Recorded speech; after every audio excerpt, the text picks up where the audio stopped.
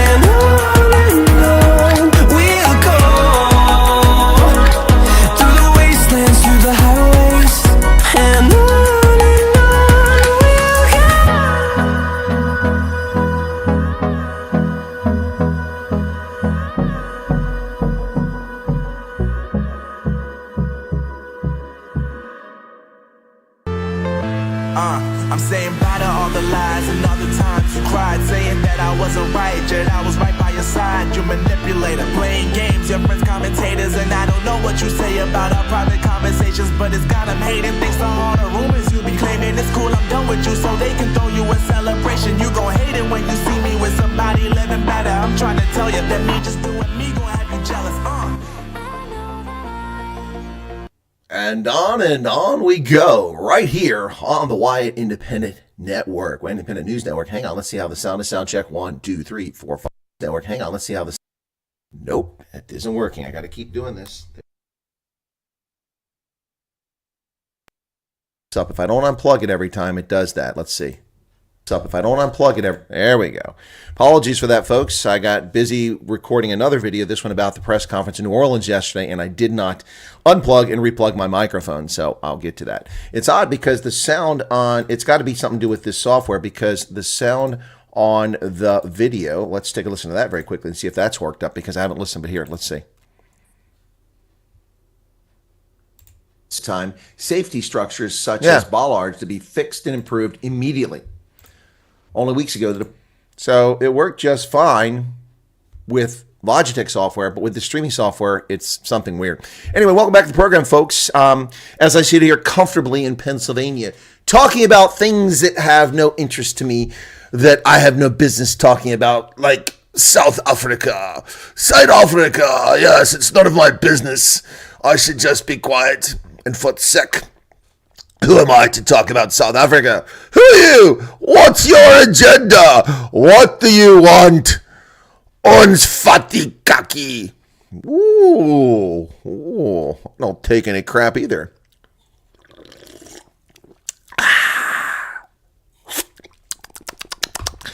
Ginger ale with raspberry and lemonade. Canada Dry. Anyway, who am I to talk about South Africa? You want the truth? You can't handle the truth. Oh my goodness. Val Cooper here before we start the program. Val, welcome to Mr. B is back. Welcome back. Monray Siebert's in from Cape Town. Shireen in from the east coast of South Africa. Eric is here. Charles Van Onselen, welcome, the voice of reason. Dylan Combrick, always here, Dylan. Pablo Charlie's back once again. Teresa, Dr. Shreen says, I have my days, but we are getting there. Okay, I'm glad you're doing better. And on and on. You guys like that? I'll be making a video and using that as my intro music coming up. I'm going to show pictures of all over my travels from the UK, from South Africa. My recent travel, not before I was a journalist. I'll just do the recent stuff, so we'll focus on that. Or maybe I should just do it all. Put Iceland in there, put Ireland, Canada, whatever. Japan. Yeah, that might be cool. Put all that in there. On and on. Love that song. It's a great song. Anyway, welcome back to the program. Chris Ehlers is here. Allison Johnson. Hello, Allison. Eric is back. Shawnee Groves in from Minnesota. Welcome to you. Cyber Eggs is back again. Good to see Alan Kotza, Vilma Rasmussen. All the people came in before we went live, and I didn't even post this anywhere. I just put it in the moderators group. Thank you to my moderators who went out and shared it so that we have over a half a century number of people here at the moment. Today we'll slow down on the channel, but it's been a very busy 4 or 5 days. Before we get into the news, let me just talk about that very quickly, how I'm kind of pleased with the coverage. But once again, getting comments on videos that are kind of puzzling. Someone named Andre put a comment on my video and was trying to be polite and respectful, and there was no need to be so polite and respectful. I get where you come from. I don't take offense to you asking questions at all, contrary to what Jono says. So Andre said, why don't you report on positive things? You only report on negative things. That's simply factually untrue. I posted on there 9 different videos, which took me less than a minute to find, that I have done. They talk about positive things, particularly about South Africa. These were all focused on South Africa, except for one was focused on Estonia. And nobody watches it. I spent hours making a video of my trip to Estonia back in 2006, whenever it was. Videos exploring to Estonia, building maps and showing people where they were, narrating it with music that won't give me a copyright. I spent hours making that video, 354 views. Now, my feelings aren't hurt. I did the video because I think it's important. I promote it. But 354 views. I do a video on knobs and keys and I have 46,000 views and $20 in ad revenue. What am I going to do? Am I going to make videos that people don't want to see because someone's saying, why aren't you making videos? Well, I will continue to cover everything of interest. In fact, on Tuesday, we'll be talking about Boetes Lark on Tuesday with a ornithologist who will be on the program. Looking forward to that. I won't be able to post it till Monday because he hasn't sent me a photo. He's out of the office on holiday. Be back on Monday. He'll send me photo and some bio information. Then I'll post it and we'll talk about something positive in South Africa in an effort to save an indigenous bird. But see, I do this all the time. Those who are loyal, devoted, longtime viewers know this. I don't just episodically pick and choose. In fact, my coverage of the elections, I think, was very positive everywhere I went. I talked about how peaceful, how calm, and wonderful it was, how South Africa pulled a very successful election, at least in the Western Cape. So, who else we got here? John Hutchins in from Arizona. John, Devette Martins is back. Sound like a can. Yep, I fixed it now. Hopefully it sounds better. Much better, says Dylan. Okay, and who else we got there? Devette says 5x5 now. DeBarham's here. Welcome, George. By the way, next time I'm in Cape Town, George, we need to link up, man. I haven't seen you in a while. Did I tell you George and his spouse came to visit me on my first trip to bid me farewell when I left from Cape Town? Yep. Where's that at? I'm looking for something. That's where'd it go? It's here somewhere. Anyway. All right. So, yeah. Marion Jones Stevenson. Wow, that's a very lovely name. Marion Jones Stevenson. Sounds very posh. Happy New Year, everyone out there. I love Marion Stevenson in the UK. Well, thank you for being in from the UK, Marion. We do appreciate that. Ooh, are you freezing? It is butt cold in the UK today. Minus 5 degrees Celsius in parts of the UK. That's even chilly for me. Walking around in shorts. Minus 5 Celsius. That's chilly, folks. All right, so that's what they're facing in the UK today as an Arctic breeze blows across the British Isles. Sean Mandich is in. Sean, how are the parents? I hope they're well. Another great experience at the, what is it? The train there. Can't think of the train. I can't think of it right now. In, Oh my gosh, why am I having these senior moments? Mossel Bay, Santos Express. Woo! It came back. I got to the hard drive. I found it was buried back there. It was behind some useless information about, Britney Spears or Taylor Swift. So I had to get past that garbage, and I found it. The Santos Express 2022, the night that I went ballistic on the eucalyptus tea drinkers from down under after Ronaldo tried to get me to go off on them, and I went off in a profanity-laced call. But that night, when I wasn't being a potty mouth, I was inside and I met Sean's parents. Lovely people. It was a wonderful experience and a highlight of my trip, I must say. That meeting Ken Aronston was also a highlight of my trip. So Leah Menard is here. Leah, how's it going? Happy New Year to you. I hope that maybe something's happening with the bank. Maybe they give you your money back in addition to what people raise for you. Gus, welcome to you. All right. What did I miss here? People are still chatting over here. What's the news in South Africa? Well, apartheid, I guess. There's piss all positive going on in South Africa. Anyway, says Alan. Yes, in fact, Endo, I put the Goed Constantie video up. It still doesn't have 1,000 views. Can you believe that? It's an incredible video. And I'm not just saying that because I'm the star. It is incredible. Boy, the Petsu film crew really did a great job making that video. I wish I had those skills. Sean said, I'll project my positive energy into this channel. Well, thank you for that, Sean. Appreciate that. Peter John Wust, welcome to you. What else? Gabriel's here from der Schweiz. Ja, da, wie geht's? In der Schweiz? Unfortunately, the crap overshadows the positive. Yes, it does. More people want to watch exactly CyberX. They want drama. They want conflict. They want bad news. They want to hear about racism. Racism. You're racist. They want to hear that. That's what people want to hear. They want to hear about Hank's Old Irish Pub is inherently racist. It's not. They want to hear about, but they don't want to hear about Christopher Logan's lies. Oh, that's yesterday's fish. We don't care about that anymore. Yep. All right. Christo L says hot and windy in PE. Wow. Okay. There's Jonah, still triggered. That's 3 times you mentioned me in as many days. Well, Jonah, I'm making you famous. You were rude and disrespectful. Nobody called you out on it, so I'm just calling you out on it. Oldster. That's funny. I can run laps around you. I'm probably sure of that. Fleshin says, yep, been out for a walk this afternoon. Bloody freezing. Yeah, no doubt, Fleshin. Yeah, -5. This is crazy cold. That's the weather I like, though. Welcome, Jono. Good to see you again. Dusty's here. Erica, we're having chicken madras. Oh, stop it, Erica. You're just rubbing it in. It's just a flesh wound. Oh, that hurts. Don't push so hard. Yeah, I know you're rubbing it in there. Fiona, oh my goodness. I was about to send a search party out. We haven't seen Fiona in donkey years. Fiona, how are you? Wow. Good to see you back. Black apartheid. There's Jonah again. Let's hear about food lovers. You want to hear about? Well, Charles, I've talked about food lovers, and that story is pretty much quiet for the moment, unless somebody actually files a criminal case or a real story actually comes along. But I will do a story later today about the South African Human Rights Commission. I'll get to record that after this broadcast. I've been busy this morning once again, scouring the news in English, German, French, Afrikaans, looking for stories of interest for the world. Anyway, I've picked the ones that I think are interesting, or at least noteworthy, and topics that are noteworthy too. If being rude is telling the truth, then guilty is charged. No, Jono, your assessment, your inference was false. And then you made a rude statement. So anyway, many thanks. I'm hanging there. I'm glad to see you're doing well, Fiona. Excellent, or at least you're hanging in there. So that's good to see. By the way, folks, some of you may remember. Talk about positive things. I went to the UK and drove up through, I hate that drive up to the Midlands because the GPS always wants to take you on the secondary route, never on the motorway. So you're on the motorway and suddenly you're off and you're going to a roundabout 800 meters, another roundabout a kilometer, another roundabout 1. It's annoying. Very difficult. It's easy coming back. It keeps you on the motorway coming south, but going north, they always want to put you on those secondary roads. Very difficult to keep it straight. But anyway, drove up to the Midlands and linked up with Fiona. Got a little confusion on where the coffee shop was, but eventually found it because it wasn't exactly in the spot where the GPS said it was. It was a couple hundred meters away. And there it is. Went to a Costa coffee shop, and it was very windy that day, very blowing hard. Met Fiona and her caregiver, and we had a lovely conversation. That's the one that set the people down under off, who went after me because I had the temerity to interview one of their people, someone they had abandoned and treated with disrespect and dumped. But anyway, so Mr. B has got to go. What are you out waiting for? What are you waiting for, Mr. B?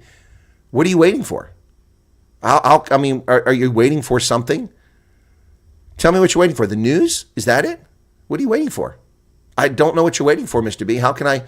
Did I miss something? That you ask for something? You ask a question? Did I miss up here? I'm going backwards. I don't see it. I see Jono. I see CyberX, Nick Muller, Gabrielle. I don't see anything from Mr. B about what Mr. B's waiting on.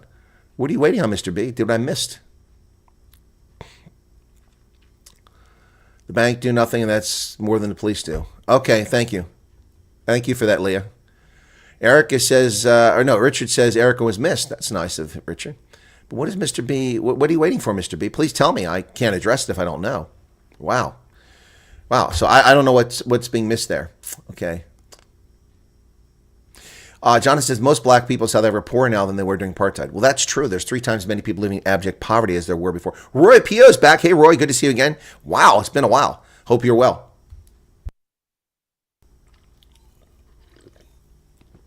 Fiona says we had a great time together. Hope you enjoyed the books together. Yeah, I have not finished reading books that you or Marilyn gave me, but I have them here. In fact, they were stacked right there, adjacent to the heater vent, just to the side of it, so they'd stay fresh and warm. But I did move them to the basement with my other books recently, as I had to clean up my studio a little bit. Val's getting a slice of birthday cake. Is it Val's birthday? Oh, is that a hint? Is that a hint? Ladies and gentlemen, we have a hint. And where did Mr. B go? Mr. B. Mr. B. Are we talking Mr. Bean or Mr. B? All right, so Val says it's her birthday. Here you go. Happy birthday. Happy birthday to Val Cooper. Val must be, 43 this year? Something like that, I think. Yep. Happy birthday to you. I'm 59 again, so why can't you be 43? Neville slipped away. Yeah, I guess it's her birthday, or maybe someone else's birthday. She's getting a cake. When Mare says, look north. What the hell does that mean? Oh, we got trolls. Okay. She's 29. Sorry, I got it wrong. Anyway, happy birthday to Val. There you go. All right, so best wishes. All right, cool beans. Cool beans. All right, so I'm not sure what Mr. B was waiting for or what was going on. But first off, I don't do a lot of Facebook stuff, but this one's been shared in our groups, and this is pretty sad. I don't know the circumstance. I don't know who this child is. I don't know if this is, it looks like neglect. I don't know that it's abuse. This child was found about 2 years of age, found in Belleville. This is pretty sad. I've been to Belleville many times. In fact, I interviewed Francois van Kolk. Yet another video I did that was positive in South Africa. How many people watched my Francois van Kolk interview? Wow. Yeah. Anyway. Oh, I guess that person wasn't trolling. They just typed it incorrectly. Okay. Well, anyway, let's go ahead and take a look. This is a pretty sad story here that's going on. This little boy, approximately 2 years old, was found an hour ago in Belleville. Now, this is posted 7 hours, so it's 8 hours ago this child was found. He's safe with officers at the police station, but they don't know where he lives, and no one has called looking for him. Please share this post to help us reach his family. It only takes 2 seconds to share. Yeah, please, folks, this is posted by Joanne Clota. This is pretty sad. I don't know what's going on here with this child, but even his hands are all torn up. His face is messed up. Got tears in his eyes. This is pretty horrific. I don't know what's going on here, but maybe the parents, something happened to the parents. Who knows? Could have been a robbery and a murder, and child was dumped somewhere. Yeah, he looks so sad. Yeah, it does look like he's been abused. I don't understand human beings and their abuse of other human beings. It's anathema to me. I do not understand why people do such things. Yeah, it's horrible. All right, so you can't think you're getting away with that, do you? Well, the South African Human Rights Commission finally weighs in on the Nobs Mkhize saga that's unfolded after the Fly Safair flight from Durban to Cape Town on Boxing Day, December 26th. So, what is going on here? Well, they finally are going to turn it over to the Equality Court. Look at that. They finally got involved after many people called for their involvement. South African Human Rights Commission chairperson has condemned the unruly behavior of the Fly Safair passenger towards a cabin crew member and is taking the matter to the Equality Court. As a commission, we condemn the incident, which potentially endangered passengers on the flight to Cape Town as it involved a physical altercation. Furthermore, the commission is very concerned about the alleged race and class utterances. As such, the commission, while respecting other passengers, will refer the matter to the Equality Court. You cannot think you can get away with it. And so we call on all those who live in South Africa whose rights and dignity have been violated to get in contact with our offices. Oh, stop. You want to hear from 8 million colored South Africans? That's idiotic. How about you hear from the passengers on the flight, the crew, SAPs, the people who were actually abused, not someone whose feelings were hurt? Get over this. This is the problem with this censoring speech. And I'm going to do a video talking about that. It's not going to defend Nobbs and Kesey because she's an abusive, nasty troll. But it is going to talk about how dangerous the criminalization of speech is. It's not a good idea. I'm an ANC, bitch! Rephrase your sentiments. What does that mean, Wen Mari? Western Cape Police spokesman Sergeant Wesley Twigg confirmed that on Monday the flight attendant who was attacked by Mkhize opened a case, and I confirmed that. I've already reported on that, along with photographs of the young lady. So they finally got involved because they had so many messages from people contacting them about this incident. So anyway, the chairperson, Chris Nissen, said that they had received several calls and inquiries about the incident. Well, I would hope so. What about the near murder of Mr. Hanscom, Meneer Hanscom, at the Orkney Resort, where he was violently attacked and stabbed in the back multiple times by violent black thugs because he was white? Well, we don't know that, but it certainly seems that based on the limited information we have. We certainly have better information about what happened there, about whether it might be racially motivated, than what we know about what happened in Food Lovers Court in Four Ways. There, the video doesn't tell us anything except that the woman is very angry, and maybe she has reason to be angry, but there's nothing presented to would prove that. So, anyway. What? Rephrase your comments. What does Cape Flats got to jihad? Doesn't have anything to do with jihadists. What are you talking about? What are you watching? What are you listening to, Wen Mari? What are you trying to get me to say something like that? You trying to clip this, steal the video? I never made any such sentiment like that. What planet are you on? Listen, man, when you dope, you need to do it in moderation, you know? And when you zol and you roll that zol, don't share it with others because you could give them the Rona. Oh, Wen says, sorry, Chris Ayler. Okay, Wen. All right, you wrote it to me, man. I'll let you wrote it to me. So you're not dope, and you're not doing it as all. So my apologies to Wen. I didn't know what was going on there. I'm like, what the heck? I didn't say that. Anyway, you said there's jihadists at Cape Flats. I don't have any evidence of them there, but I can tell you that South Africa is a terror logistical supporting country. It is. Not the country itself, but it is a location where it is easy for people who are involved in that activity to finance, to reside, to transit, to get in and out of countries, and to coordinate their activities. We've known this for years. Staggy Bros and Pagad. Yeah, people against gangsterism and drugs. I haven't forgot about them. I covered that extensively inside the intelligence community when that was happening, because that was years ago when they were big.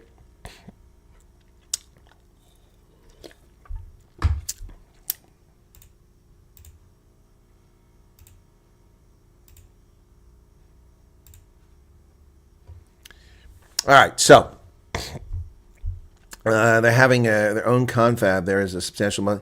Oh, yeah, there's a lot of Muslims, but Muslims aren't jihadists. Right? Let's make that clear. Muslims are not jihadists.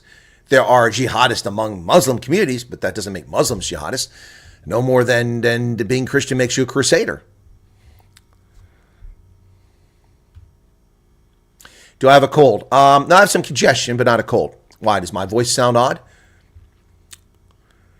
James Pick, Mr. Chris, how was your Christmas, New Year? Well, hey, James, Christmas was nothing special, but I'm healthy, wealthy, and hopefully wise. And New Year, nothing special. But then I don't go out. I don't do much for it. I did 2 broadcasts for New Year's, as I typically do. One for South Africa, welcoming the New Year, which got myself confused because I was trying to set my alarm. Set it, and I kept setting for midnight, and it's like, that's 7 hours away. But I got so engrossed in what I was doing as if I was in South Africa that I'm like, no, it should be like in 30 minutes.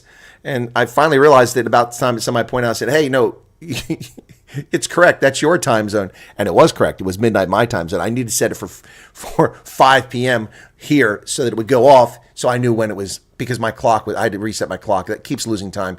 It loses 2 minutes about every month. That's pretty cheap Chinese crap. So that was 2 minutes behind that. So I had to go off of my mobile phone. And finally I got the alarm set. So yeah, it was nothing special. I hope yours went well, James. Hope it went very well. Chris is head of AfriForum. I don't know about that. But if AfriForum was interested in hiring me for something, I'm sure that I could provide some useful service. once upon a time, I said I could probably offer some useful media experience and strategic communications services for the Democratic Alliance, but they've gone off the deep end.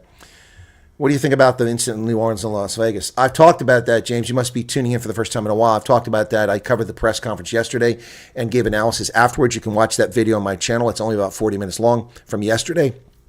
I did that on the fly.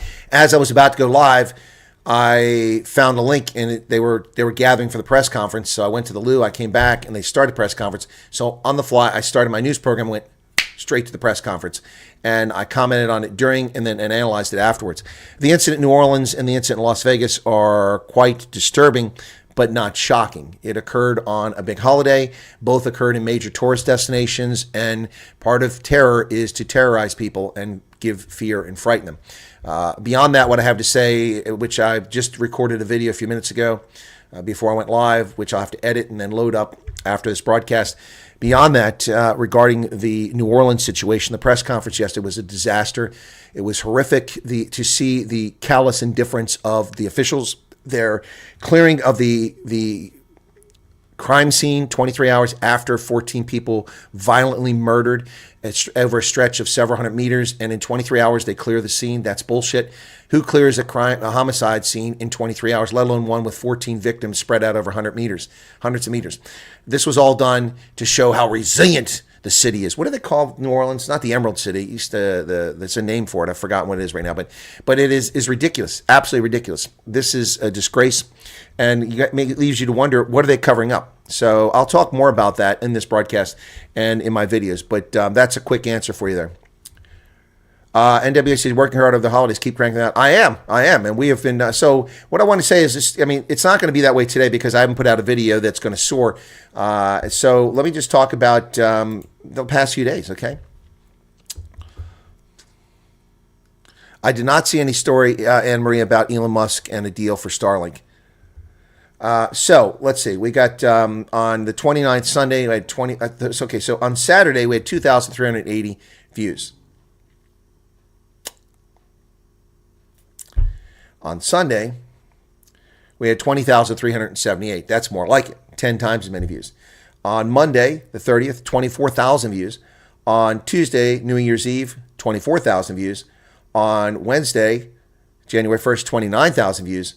And yesterday, the 2nd, 31,000 views. I'm not going to achieve that level today, so enjoy it while I can. But that's amazing. That's 1, 2, 3, 4, 5 consecutive days over 20,000 views. That's awesome. I'm very grateful for that. Thank you all for watching. Thank you for tuning in. Really do appreciate your presence, and hopefully you're getting what you're looking for here. Unlike was it Helen or Helga? I think her name was. Who is in Afrikaans? Who is this? This American sitting comfortably in Pennsylvania with no interest in South Africa. Who is he to comment on South Africa? Well, I'm the real Slim Shady.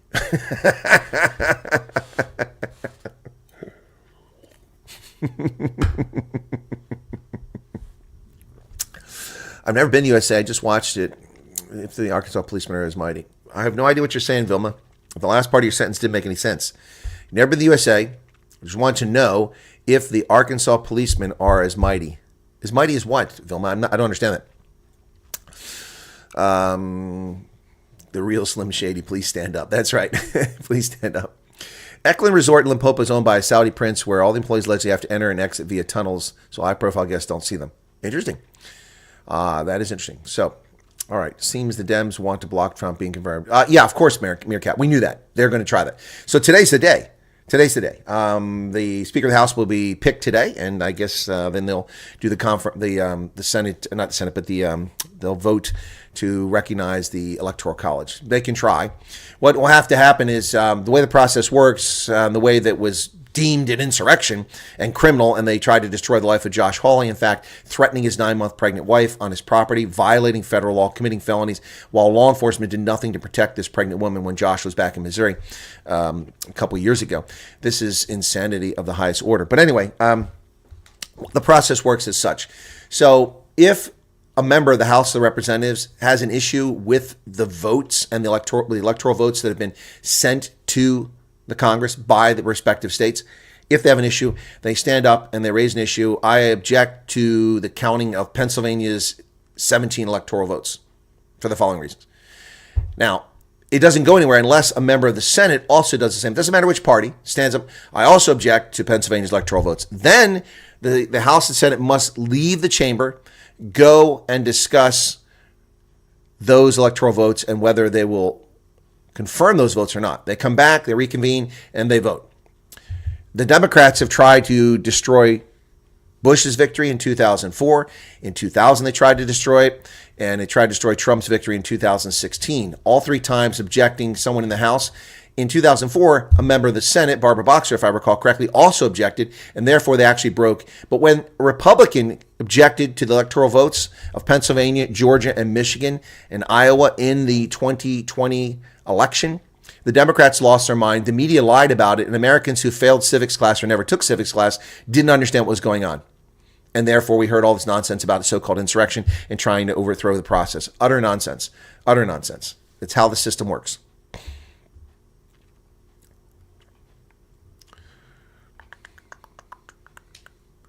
Carry on the way you are. It's great. A bit of fresh air compared to local layabouts. Well, thank you for that, Frank Pollitt. Appreciate it.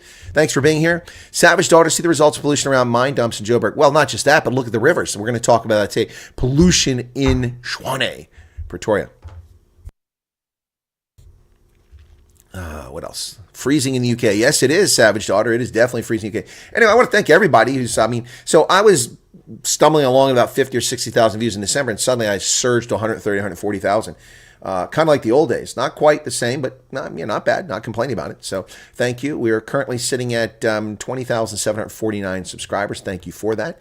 My latest video seems to have touched a few nerves. Whenever I talk about the red Teletubbies, whenever I do anything about the red Teletubbies, people lose their minds. I mean, when you start talking about the EFF, people just lose their minds. The red Teletubbies!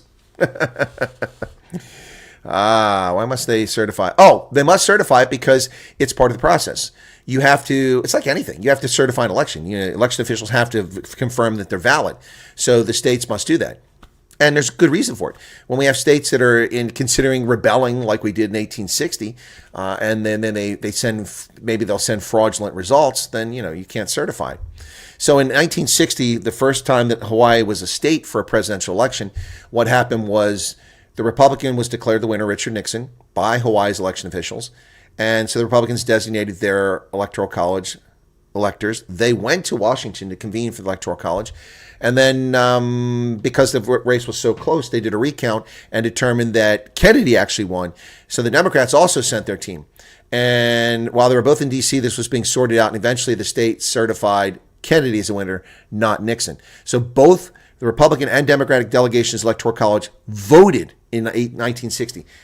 And in 2020, when Republicans had their slate of electors, the Democrats erroneously, falsely, criminally concluded that they were illegitimate electors. They're not illegitimate electors. They have to be voted on and elected. They are elected. They are real. So utter nonsense. It's Fiona leaving. Have a good evening, Fiona. Thank you for being here.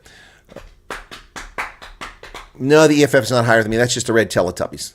I got that from Hendo a few years back. He used to call them red Teletubbies. I found that hilarious. Jim Jordan would be a good pick for speaker. I think he'd be a fantastic speaker. But Jim Jordan is too honest and too dangerous, so they won't pick him. What do you think about the Patriotic Alliance who wants to bring all race together? I don't know the Patriotic Alliance wants to bring all race together, James Pick. I know that Gabe McKenzie spends a lot of time talking about colored South Africans, and that's his prerogative. He does it in a much more congenial fashion than Fidel Adams does from the Cape Colored Congress. Fidel Adams' speech at the selection of the vote for Cyril Ramaphosa to be president as party leader was disturbing, very disturbing what he had to say at that speech. I've met Fidel Adams, and I found to be a congenial sort of gentleman and somebody I wanted to interview, but he's hard to reach because he's just not really on social media the way most people are. But what he said at the inauguration, but the voting for Ramaphosa was quite disturbing. By contrast, Gabe McKenzie is pretty clever when it comes to the media and talking to people, but he seems obsessively focused on colored South Africans. Africans, and understandably so. His party got hundreds of thousands of votes as a consequence of drawing large numbers of color voters away from the Democratic Alliance, and more importantly, a lot of color voters who simply weren't voting. That's where most of his votes came. There were people that weren't voting or had voted for the ANC, and they migrated to the PA. I don't think it's a party that's concerned about all South Africans. Maybe they are, but they haven't shown that. So I have to wait and see them to show that. But it's their prerogative. They can be what they want to be. Contagious mental disease, yeah. Waiting in so much anticipation for my application as domiciliary health care to be finalized. Helping hands. Well, good luck with that. James says, because we're marginalized. James, I'm taking you're colored. Well, that's awesome. I get a special affinity for colored folks in South Africa. An amazing history of triumph and struggle, marginalization, victory, challenges, and not white enough, not black enough. Yeah, that's the story. That's the story. But fantastic group of folks, and very diverse. Cape Malays, Griquas, Bastas, Damar, all kinds of people who descend from that community. Interesting group. So it's good to see you there, James. Thanks for sharing. We have a number of viewers who are colored who like this program. It's interesting. The colored folks are much more lenient because if I start talking about marginalization of white South Africans or Afrikaners in particular, I get attacked by a lot of people. That's all you care about. No, I defend all sorts of people, everybody. So, but thanks for being here. I appreciate it. I don't know if we're going to have power outages, Keith. We might. You never know. I had a dream about the USA last night, says Erica. Well, that's interesting. Yeah, the problem I have with my solar panels is the way they're set up. There's no storage, so I could buy storage if I want, but then I have to put these dangerous batteries in my basement so they can burn my house down. I'm not too hip about that. If the batteries are stored outside, physically away from my house where they couldn't set my house on fire, I'd be okay with it. So I build like a shed or dig a pit for them out back. That would work for me. Bernie Sanders, no, not going to happen. All right, let's get to more of the news here, folks, while we're at it. So how are we doing on audience here? We got about 110 people here. Thanks for being here. Anyway, so last thing we talked about was Mbuzu Mkhize and her comments. There is the Kazakh wants impeached officials to be banned from public office. Now, I do not like John Schlope. I think the guy's a rogue and he shouldn't be in government. However, I do have a problem with private civic groups saying that people who've been impeached should not be allowed to serve in office. If the people choose you, they didn't choose Schlope. He was chosen by the MK party, not by the voters. But if the people vote for you for an office, you should be allowed to serve regardless of who you are. Yeah, impeached people should be barred from public office, says Kazakh. Yep. The Council for the Advancement of the South African Constitution says impeached people should not be allowed to hold any public office. The Council's Lawson Naidu says impeached judges and heads of Chapter 9 institutions should not be allowed to become MPs. I disagree. But I also disagree with South Africa's corrupt system of party selecting candidates. I mean, I don't understand. This is a very paternalistic approach to governance. Well, the party will decide who they are. We make a list, and Mr. Ronaldo Khus is number 36 on the list. We got enough votes to get 42, so he goes into parliament. What kind of crap is that? You're going to the political party and you're selling yourself to the political party. Well, I'll do what you tell me to do. Ooh, yes, we'll do it. We'll say what you tell us to say, and we'll sit in parliament. We'll collect our paychecks. What kind of crap is that? Go to the voters. Convince them that you're the right person. That's what's supposed to happen.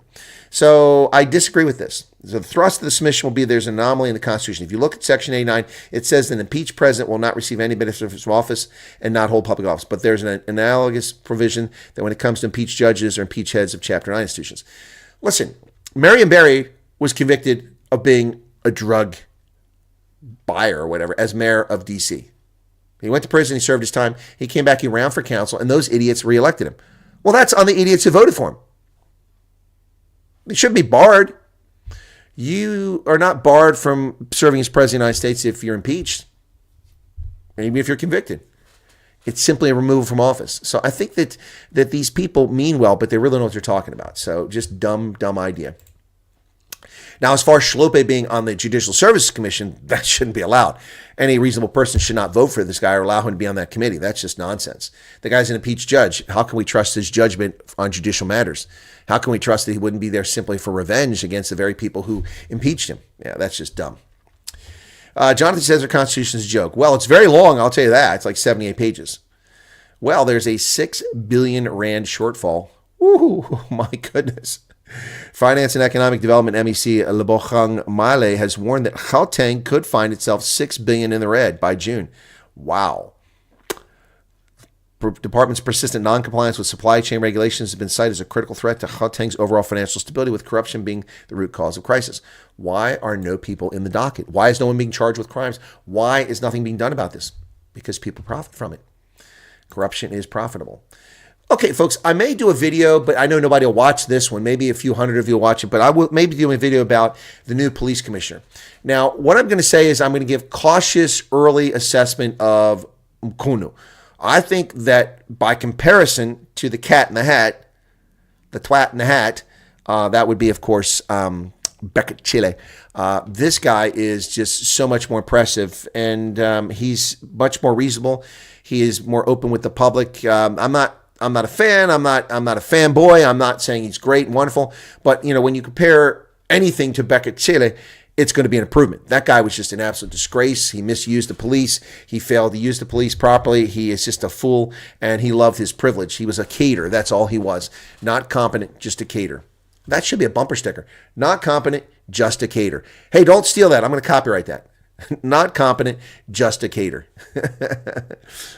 When Mari says, I guess Gauteng is screwed. Yeah, they are. Well, but when you got Panyaza Lesufi as the premier, you're screwed. Well, ladies and gentlemen, the Hennops River in Schwane.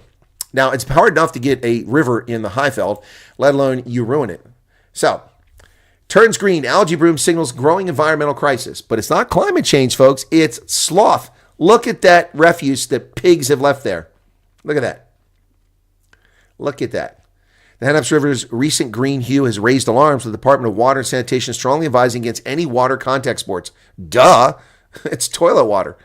Wow. It's turned green due to algae blooms in the wake of recent floods. The water, a water source, a recreational space for local residents, threatens to become a symbol of pollution and neglect. Yep. One activist, Taryn Johnston, CEO of the Hennops Revival and Deep Water Movement, first noted the green hue along the section of the Hennops running through Schwane on December 21st while assessing the damage caused by flooding around the waterway. Upstream, there's lots of agriculture going on. You know, all those pesticides, the phosphates, the nitrates, the butcheries, where they have chicken poop coops and things like that. And then when they spray and when they're cleaning all the chicken poop off the floor, it goes down the river. Everything goes down into the river. So all the fertilizer and whatever's in there goes in the ground. Oof. Yeah, it's disgusting. So there you go. There's another picture of the polluted river. Unbelievable. This is what people do. They piss in their own yard. Oh, Leah's got to go. All right, Leah, say hello to the grandkids. Yeah, almost anybody be better than Beckett Chile. Can any confirm active soldiers hacking President Trump and other officials' electronics? No, I've seen no confirmation of that. So far, that's just a rumor. Just read the Met Office updated for minus 7.5. Oh, fleshing. I reported minus 5. I think the Metropolitan Office is trying to up my predictions. It was 20 years ago. It was disgusting then. Oh, wow. Okay.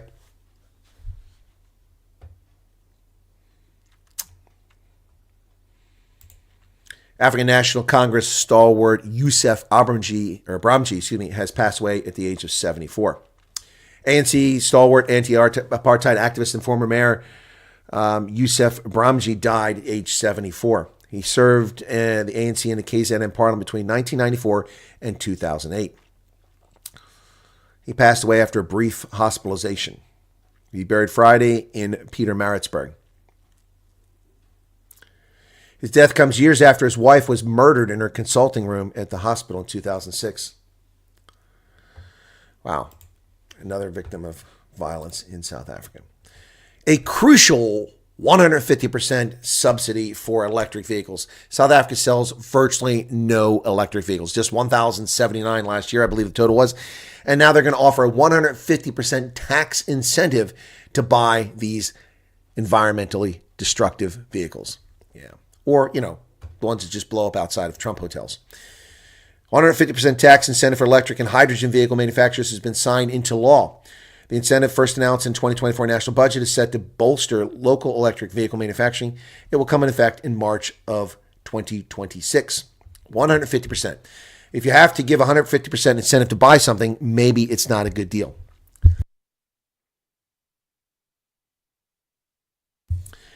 1,079 new electric vehicles were sold in South Africa in the first 3 quarters of the year. That's the most recent data. So probably going to be about 1,200 sold for the whole year. What a crock. So only rich elites. So you're giving rich people tax breaks. There you go. Way to go, ANC. Oh, man. They scream about inequity, inequality, poverty, and blame it on apartheid while they give tax breaks to rich people who can afford electric vehicles. Well, Iqbal Serval is at it again, and we have an op-ed penned by someone, no doubt, probably on the payroll of IOL, defending the IOL in the Nedbank case. Not a shred of tooth. The ICTU and survey exposed Nedbank's alleged collusion by Gillian Schutte. Recent findings in the protracted dispute over the Sequinjolo Group banking accounts have peeled back the layers of propagandistic obfuscation that once shielded Nedbank's conduct from closer scrutiny. Talk about obfuscation and propaganda. The toilet paper record gets a columnist to publish on their website to defend the group's owner, who has committed some very serious breaches of the press code. I love it. I love it. James says, what do you about South African brother Elon Musk? I've talked, James, you must be new to the channel. I believe you are, but I've talked endlessly about Elon Musk and his involvement in things. If you can ask that question again when I get through the news, I'll address it more fully. Okay, hang in there. I got to get through the news. I've been discussing things a lot here. Iowa ends up as the news again. Exactly. I told you. Yep. Pablo Charlie is spreading propaganda. I don't trust him 100%. Over 1,000 classic cars will gather at the George Classic Car Show, Old Car Show. 2 tours add excitement to the annual event of veteran and vintage cars. Check those things out, man. 2 tours of vintage and veteran classic cars take place in conjunction with the 2025 George Old Car Show, to be held for the first time as a one-day event on February 8th. First, it's the Vetour to be held before the show, and the one-day tour will finish at the site of the Old Car Show on the Friday afternoon. The Vetour has been a prelude to the show for many years. Hey, that's February 8th. Maybe I could go to George. Maybe I'd come back to South Africa in February and make a trip out to George just for that car show. I remember the murder of that doctor. I worked at that hospital. The walls were covered with her blood. She had been stabbed very badly. Yeah, not solved yet, of course. Mauritius, moving our attention away from South Africa, has arrested a former central bank governor in a fraud probe. Wow. Police in Mauritius have arrested the immediate former central bank governor for alleged conspiracy to defraud the nation. The first casualty in an audit of public finances under the new government of Prime Minister Navinchandra Ramgoolam. Former Governor Havesh Segulam was arrested on his return to Mauritius from Dubai on Friday. Wow. I guess they're getting serious about corruption over there in Mauritius. Kenya's president acknowledges the police abuse at protest. Kenya President William Ruto on Tuesday acknowledged abuses by Kenya's security forces in the wake of demonstrations against a recent wave of kidnappings that have sparked outrage. Security forces have been accused of carrying out dozens of illegal detentions since youth-led anti-government demonstrations in June and July were harshly repressed. On Monday, police forcibly detained dozens of protesters and fired tear gas into small, peaceful rallies calling for the release of those who had disappeared. Sounds like Chile in the 1970s under Agostinho Pinochet and people disappearing. The Islamic State has claimed responsibility for an attack on Puntland military base. Now they're stretching their wings, going all the way up to a place that's been very quiet. The Islamic State, as I said, Wednesday claimed responsibility for an attack on a base in Puntland. The attack was conducted by 12 militants and 2 booby-trap vehicles, adding it killed 22 military personnel from the Puntland forces and injured dozens of others. Somali authorities could not immediately be reached for comment. On Tuesday, security forces in Somalia said they had repulsed an attack by the Islamic State suicide bombers on a military base in Puntland. Well, Captain Yusuf Mohammed, officer from Puntland's counterterrorism force, said that 9 suicide bombers have been killed and several soldiers have been injured near the town of Daryale in the Bari region. Conflicting reports from Puntland authorities and from the ISIS guys, Islamic State. Anyway, record number of criminal alien invaders has landed this year in the Canary Islands. Spain received 63,970 criminal alien invaders and refugees who arrived through irregular routes, including 46,843 in the Canary Islands. Wow, that's just crazy. Yep, EU border agency Frontex noted the irregular crossings into the bloc from January to November fell 40% overall, but grew 19% on the Atlantic route. with people from Mali, Senegal, and Morocco attempting to cross illegally into Europe. Ivory Coast's President Alassane Ouattara has confirmed a withdrawal of French troops from his country, where they've been stationed since independence. Ivory Coast President Alassane Ouattara said on Tuesday French forces will withdraw from the West African nation, continuing the former colonial power's military exit from the region. In this context, we've decided on the coordinated and organized withdrawal of French forces. Wow. Down to 600 troops from a total of 2,200, not that far in the past. Chad's opposition is upset about an election, saying it should be canceled. An uneasy calm hangs over Chad, where the opposition is calling for an immediate end to the country's transitional government and a cancellation of the 29 December general elections, which the opposition say were highly boycotted. Chad's elections management body has pledged to count the votes and declare the results, saying regulators cannot influence the outcome. Well, yet another corrupt election allegation. The Palestinian Authority has banned Al Jazeera from the West Bank of the Jordan River. Wow. Gutter-based broadcasters' Hamas coverage has prompted accusations of bias.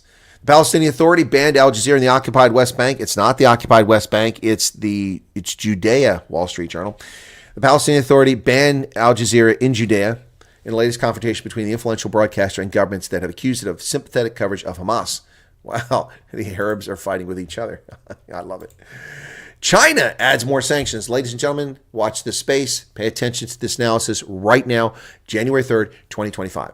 It doesn't matter what Trump does. It isn't Trump who's being antagonistic towards China. It is China that's being antagonistic towards the United States, already imposing sanctions on companies that sell weaponry to Taiwan, and now imposing more sanctions in a escalation of a trade war between the Chinese Communists and the United States.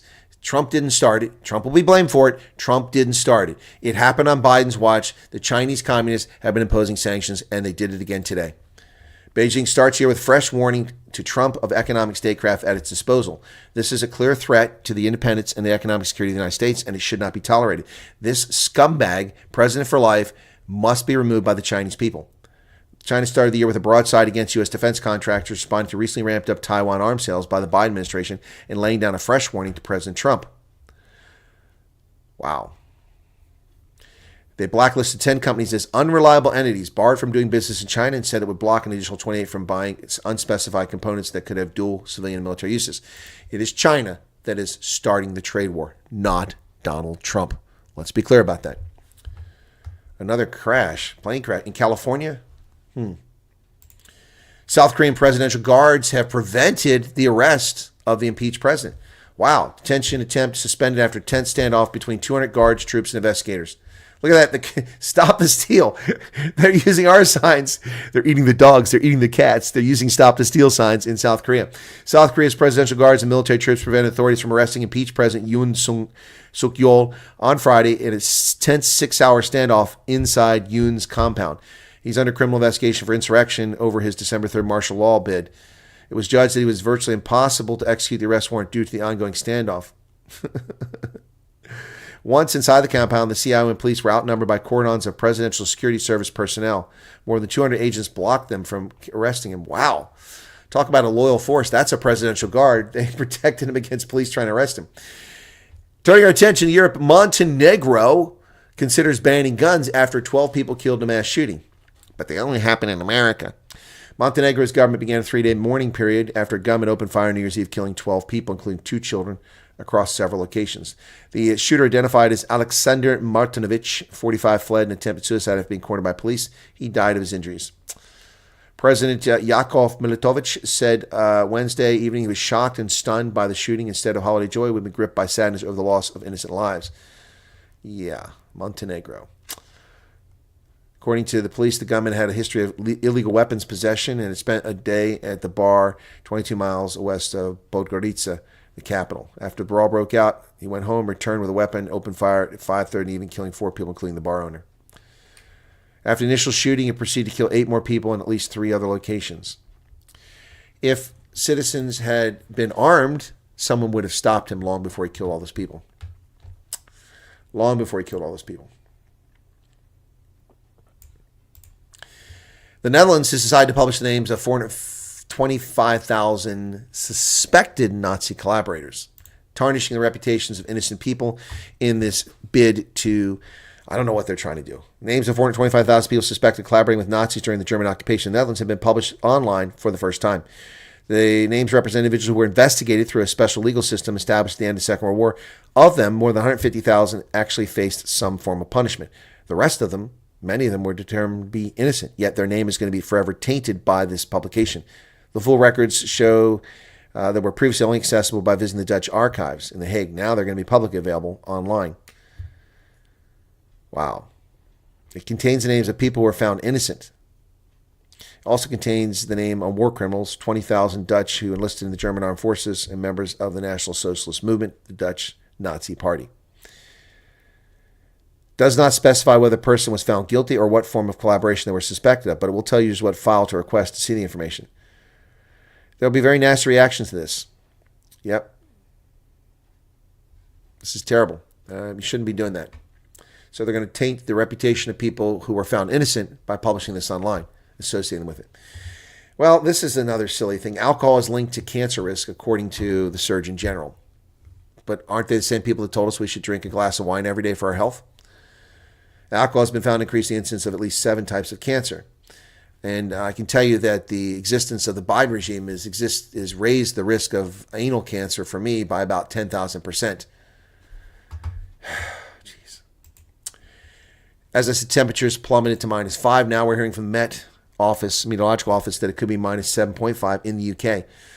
Hit by the blast of cold weather with temperatures falling to as low as -7.5. Meteorologists warned temperatures overnight could have plummeted as low as 8 degrees after a week-long spell of wintry conditions hit the UK. In Scotland, in Dumfries and Galloway, they felt the same chilly temperatures at 11 p.m.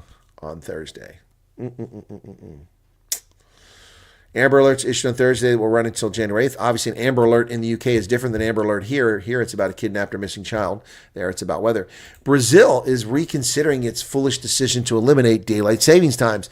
With the sun coming up at 4 a.m. and disrupting circadian patterns, the Brazilians realized that they were dumbasses. Jair Bolsonaro, Brazil's former president, promised a permanent end to clock confusion. Climate change could scupper that plan. Well, it was a dumb idea then, and it's a dumb idea now. And if Trump wants it ended here, it's a dumb idea for America as well.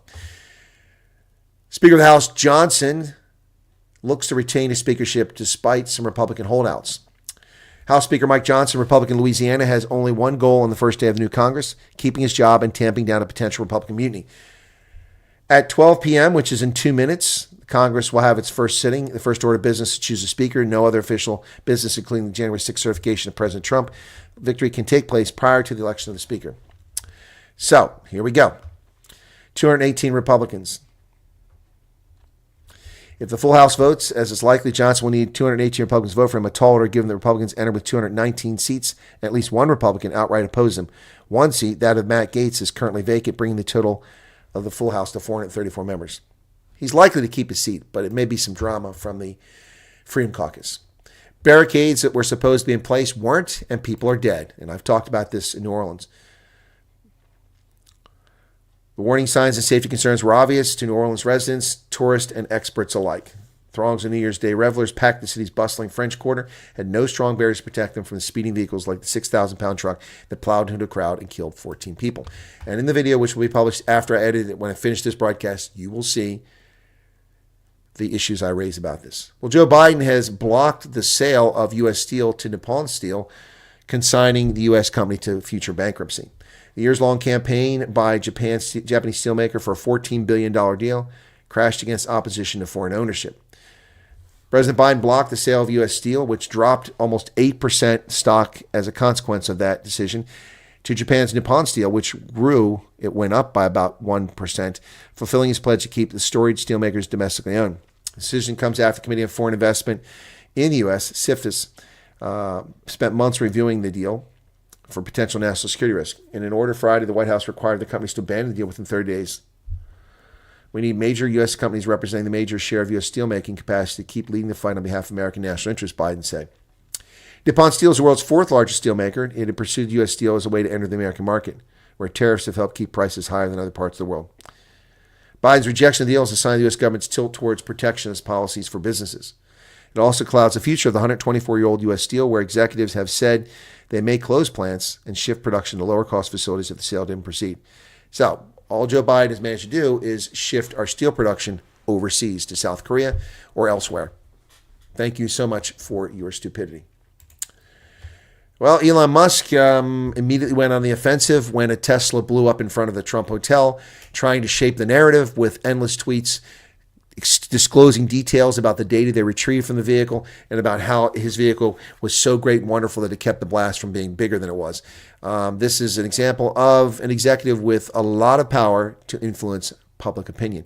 Anyone who criticized him on X was censored. Look at Laura Loomer when she criticized his comments about Americans and telling them to F off and the MAGA supporters. Yeah, if you think that X is a free speech platform, you really don't know what you're talking about. Elon Musk shaping the narrative. The confusing hours after the vehicle was apparently used as a makeshift bomb would be any brand's reputational nightmare. But not Tesla. Any other companies whose cars blow up would be in trouble, but not Tesla. In the hours that followed, Musk used his social media platform X to muscle his way into the investigation, shape its coverage, and portray his newest product in a positive light. He blasted out key facts about the explosion to his followers, often revealing crucial information before it had even been confirmed by law enforcement. His voice carried added weight, given he had spent New Year's evening alongside Trump at Mar-a-Lago. By the day's end on Wednesday, Musk was framing the Cybertruck as the story's hero. It was built so tough, it might have actually saved bystanders from apparent attack. The evil knuckleheads picked the wrong vehicle for a terrorist attack. Cybertruck actually contained the explosion and directed the blast upwards, as Tesla chief posted on Wednesday. Not even the glass doors of the lobby were broken. Well, he is not an explosives expert, so I think I'll trust the explosive experts on what happened there. Donald Trump has announced a major rally on January 19th at, well, it used to be the MCI Center. I don't know what the hell they call it now. The Capital One Center in D.C., the home of the hockey and basketball. President-elect Donald Trump will hold a rally on January 19th, one day before inauguration. This is President Trump's victory rally the day before being sworn in as the 47th president, and the crowd says it needs to be huge at the Capital One Arena on January 19th. So, it'll be his first rally since he won the election on November 5th. Big rally coming on January 19th. Well, this story is passing almost completely unnoticed by the media and by viewers. By the way, I want to see how many people are still here because this is not showing me accurate figures. 99. I thought we dropped under 100. Yep. So, Pablo Charlie spreading fake news, saying X is a free speech platform bought by the richest human on earth, the African-American Elon Musk. It's not a free speech platform. That's a fairy tale. That's a fairy tale. Not a free speech platform. It's free speech if you say and do what Elon Musk likes. He's no different than Jack Dorsey. He's just allowing different things to be said. Anyway, this one has passed unnoticed. The U.S. court has struck down the effort at the net neutrality BS. Hey, Trevor, welcome. The U.S. court has rejected the Biden regime's bid to restore net neutrality rules, finding that the federal government does not have the authority to regulate internet providers as they do utilities. It's a major defeat for the so-called open internet advocates who've long fought for protections that will require internet providers such as AT&T to treat all legal content equally. That's actually not what it does. That's actually not what it does. It silences speech.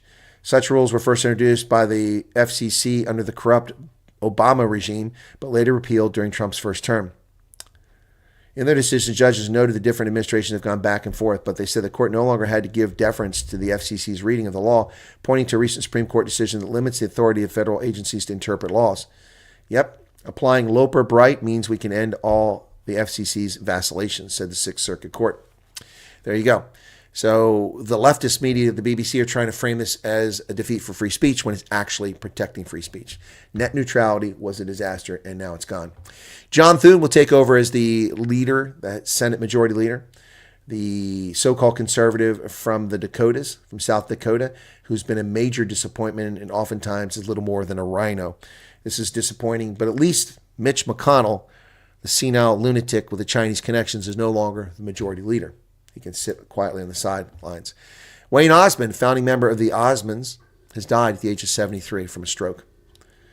In a tribute on social media, Donny Osmond described his brother and bandmate as the ultimate optimist and said his death was a result of a stroke. Wayne brought so much light Laughter and love to everyone who knew him, especially me. He was the ultimate optimist and was loved by everyone. Donny Osmond wrote, I'm sure I speak on behalf of every one of us siblings when I state that we were fortunate to have Wayne as a brother. Yep. Meryl Osmond posted on social media, I've never known a man that had more humility, a man with absolute no guile, an individual that was quick to forgive and had the ability to show unconditional love to anyone he ever met. Wow. That's quite a tribute. So Wayne Osmond dead at the age of 73. Well, the sponsor of the Sugar Bowl made a big mistake. Fans that tuned in for the Sugar Bowl were incensed by a statement by Tom Wilson, chairman and president CEO of Allstate, an insurance company. He said, welcome to the Allstate Sugar Bowl. Wednesday, tragedy struck New Orleans community. Our prayers are with the victims and their families. Well, that's not controversial. That's not bad. Why would people upset? Then he said this, we also need to be stronger together by overcoming an addiction to divisiveness and negativity. Join Allstate working in local communities across America to amplify the positive, increase trust, and accept people's imperfections and differences. Together we win. Didn't go over well. And it wasn't even shown by ESPN, so I'm not sure how people saw it because it's total pandering, absurd. People are posting on social media. They've had enough of it. Anyway, so... All right, that's going to be the news for now. I've got a couple things that are still worth talking about here. We'll do here shortly, but let me just tune in and see if we can get the Congress in session and see if I can put that in the background on silent while I talk. There it is. There's Foxy News. Anyone else got it? So they're legally robbing. Okay, that's an ad. I got to get through an ad. Oh, look at that. It's that goofball Mark Cuban. Let's skip that advert. So we are currently, there you go. That's the Congress. And there's the roll call of all the people up there. P is present. I don't know where Gonzalez, Gooden, Goodlander, Fushi, or Fox are at. But, yeah. So those who are present have their names and the state they represent identified. So, for instance, you see Jackson from Texas, Jackson from Illinois, Kylie from California, Kennedy from Louisiana. These are people present. So that's the roll call in the back, and these are members of our corrupt Congress meeting. It's now 7 minutes after noon here on the East Coast.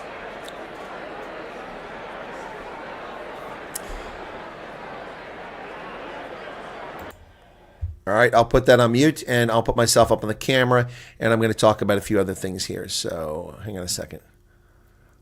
That's actually not going to work right. What is your opinion on the threat level in the U.S. at the moment? Sent you a link. I saw you post that earlier, but I was still covering the news.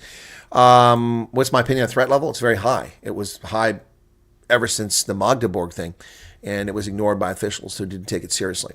All right, I want to talk about China, and I want to talk about an op-ed that was in the New York Times talking about how disingenuous Elon Musk was about H-1B visas. And the author is correct. H-1B visas are used to basically turn foreign nationals with high skills into indentured servants who are forced to work for the company. And I saw people try to defend this, like, no, that's not true. You can change companies.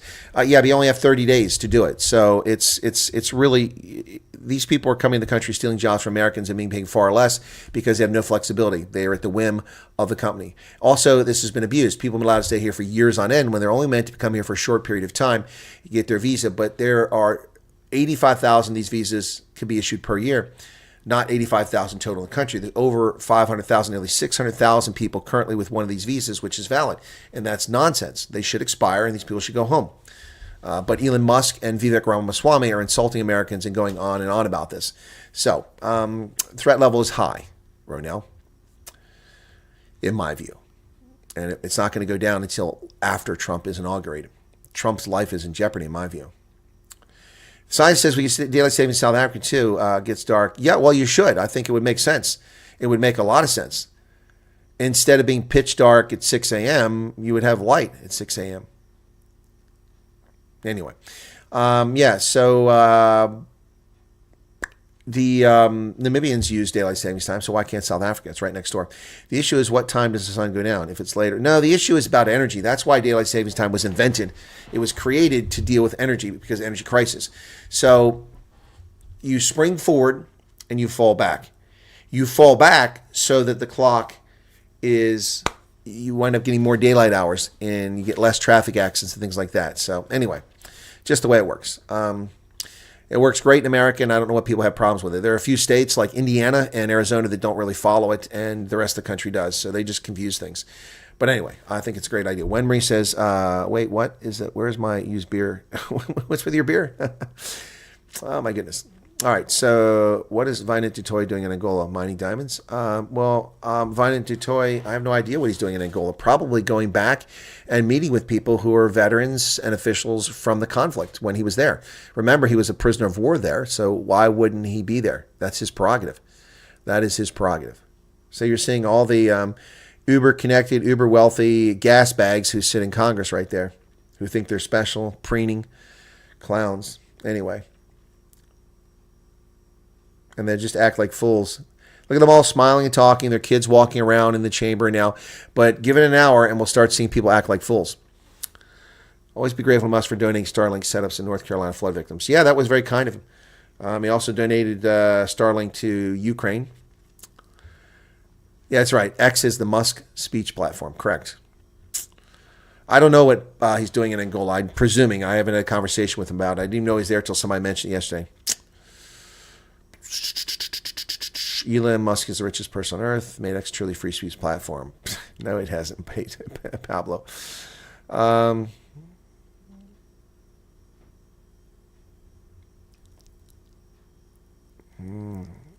statement of Fox News. I didn't see it, Beth. Was it bad? Was it cringeworthy? When will they confirm Trump's picks? Well, that's after the Senate is seated, and then they'll begin hearings at their leisure. Probably late January they'll start already. Yep. They're already, people bringing all their kids in there. Look at this. All these kids walking around. These kids of privilege will grow up. There's Hakeem Jeffries, who just made an entrance on the left-hand side, and nobody's talking to him. Oh, now somebody's talking to him. It's Hakeem Jeffries in the bottom left-hand corner there. You can see his nearly bald head, and there's some lady in a red jacket who just walked up, and Hakeem Jeffries is just above her. Yep. Most of them I don't recognize. I just don't recognize. Anyway, gotta answer that question now. What else we got here? No, Mike Johnson's not gone yet. They'll vote on that today. Burkina Faso should change his name. No, I don't think so. He did a tour for fun. You go to Angola for fun? I don't know about that. That sounds pretty silly. I mean, you go to Etosha for fun. You go to the Okavango for fun. You go to the Serengeti, the Masai Mara, Ngorongoro Crater for fun. I really wouldn't be going to Angola for fun. A lot of landmines out there. He tried to appear reassuring, but he bombed out. Yep, sounds like. There are a lot of children. I see a bunch of children running around. Somebody's got his baby just below me. You can't see him because my camera's in the way. Holding his baby. Then there's another person just above that holding a baby. Can't see either one of them. There was a young child up at the podium on the top there. Another one walking on the other side. I've seen about 7 or 8 kids in here. Yep. Either the kids or offspring or grandkids. All right, so let me get back to what I want to talk about. I want to talk about China here, folks. So let me just do this very quickly. And let me get rid of Firefox window. There we go. Okay, so I want to talk about China. There's a great story that was published. First off, I mentioned this opinion piece. This is by Farah Stockman, some Arab who married some Northern European. She said Elon Musk and the other tech titans fluttering around Donald Trump claim Silicon Valley needs more H-1B visas to bring in foreign workers because there aren't enough Americans studying science and tech. American innovation requires critical people from abroad, said Elon Musk. And they say because Americans just don't want to learn that stuff. There is a little bit of truth to that, she says, but they don't tell you that for a decade, Americans working in the tech industry have been systematically laid off and replaced by cheaper H-1B visas. She discovered that back in 2013 when she reported an investigative project for the Boston Globe about widespread fraud in and abuse of the H-1B visa program. 3 companies got the largest number of visas in the lottery: Infosys, Tata, and Cognizant. Tata's not even an American company. It's Indian.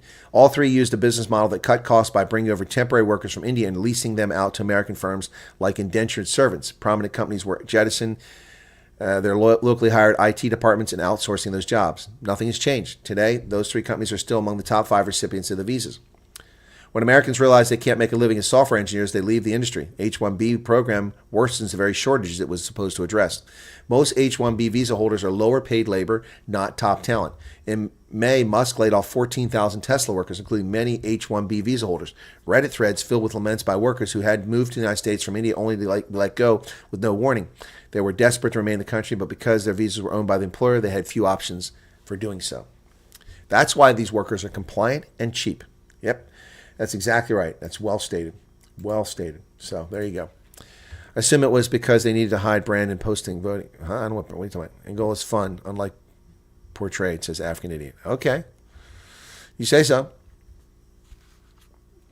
China's economy. I've been telling you for years how China's economy is a mess, how the environment is a mess, how the entire country is really just a Potemkin village. The 50 kilometers from the shore in is progressed, advanced, huge cities, glistening skyscrapers, all kinds of amenities, power, prestige, factories, employment. But everything behind that is a total disaster. A total disaster. And look at the figures. China's economy is struggling mightily. China's economy is burdened by years of excess, and here's how bad it really is. China's go-go days are behind it as the world's second largest economy struggles with the bursting of its big real estate bubble. Now, China's goal of overtaking the U.S. as the world's largest economy might take decades longer than Beijing expected, if it happens at all. It's burdened with excess. Millions of empty or unfinished apartment blocks. I told you about that. Trillions of dollars of debt straining local governments. I've told you about that. And ballooning industrial production, driving export surges, igniting trade tensions worldwide. Yep. Still dominates global manufacturing, is commanding new positions in technologies, but it has problems. China's property meltdown since 2021 has destroyed $18 trillion of Chinese household wealth. $18 trillion of Chinese household wealth. Wow. That is nearly 60% of the U.S. economy. Wow. Wow. Losses in U.S. real estate in that period when the financial crisis happened with the subprime, we lost $6.5 trillion. They've lost 3 times that in a similar period. Wow. Total household wealth was $11 trillion, still smaller than what China's lost. The value of the Chinese stock market is $12 trillion. Their gross domestic product in 2024 was $18 trillion, up from $2 trillion in the year 2000. That's pretty impressive. Yep. But overtaking the U.S. economy is a dream deferred for another day. Not going to happen, folks. Not going to happen. I've said this over and over again. I've said that this myth about Chinese overtaking our economy is exactly that. And here's the proof of the pudding. Here are charts to show it. So on this chart, you see China's GDP as a percentage of the U.S. In the year 1998, China was only 10% the size of the U.S. economy. By 2005, it was 20%. It had doubled. By 2015, it was 60%. By 2020, it was 70%, and it was going to surpass U.S. They projected that by 2019, China's economy would be larger than U.S., and today would be about $100 trillion, or 100%, not trillion. The 2015 forecast had China at about 130% of our GDP, much larger than us at this stage. The 2019 and the 2024, it's actually only 85% of our economy. It's not even that large because our economy is larger than the Wall Street Journal is admitting. Our economy is close to 30 trillion. So China's working age population, look at it dropping. China's working age population has been in decline since 1986 on a free fall now, negative. Fewer workers. That is a demographic recipe for disaster. So debt as a percentage of GDP, China in red, USA in steel blue, and the Eurozone in gray. Yeah, China now has greater debt than the United States. And it was half our debt 20 years ago. So they fueled this growth on debt and cheating. Local government debts, $9 trillion. Debt service ratios for private non-financial sector, look at that. Terrible. China's terrible. Residential construction sales peaked in 2020, and it has fallen through the floor since then. Sold but vacant. Look at all those. 54 million units sold and vacant. 21 million incomplete and unsold. 4 million complete but not sold. The property meltdown has left a big hole in the economy, which leaders are struggling to fill.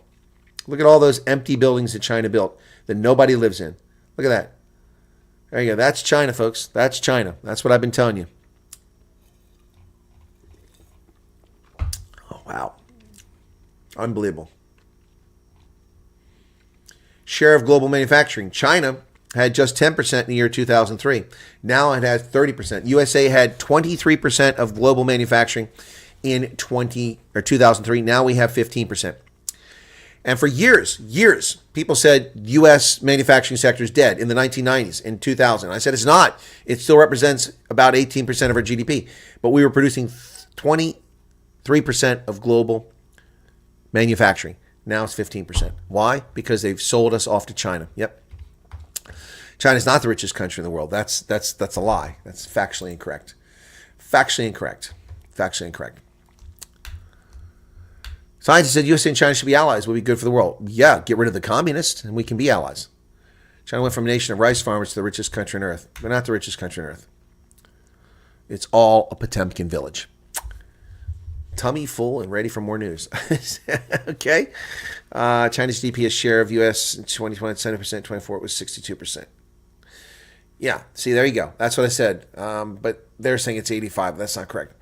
Looks like the ANC run building program, except they actually build stuff in China. Exactly. They just didn't finish it. Yep. So Congress is meeting in session today. They'll have to elect a Speaker of the House. And they already got a Senate majority leader. They already voted on that. So then we'll get going. There is Debbie Wasserman Schultz, that evil, evil troll. I see her. I saw Hakeem Jeffries earlier. Now I see Debbie Wasserman Schultz. The demon rats are in the house. Anyway. All right, so where are we at here? Let's go back to, there we go. We're down to 99 people here. Welcome, 99 people. 90 likes, that's it? We've had 520 people tune in for this. We've had 90 likes. Come on. That was easy. Hit the like button. That costs you nothing but a moment of your time. Once again, there we go. 101 people. Thanks for being here. Be sure to hit the like button. That's your truth, lefty. Huh? Looks like okay, you guys are saying the same things. All right, I want to go back and take a look and once again thank people. See if we've gained any subscribers. I usually lose subscribers when I'm doing live streams. 749 was the number. Come on, YouTube, faster. 755. Hey, we gained 6 more subscribers while we're here, but that's because of the videos, I'm sure, not because of this broadcast. But hey, that's fine. What is this? Dashboard? If you don't like what? If you don't live in South Africa, rather keep quiet. Excuse me?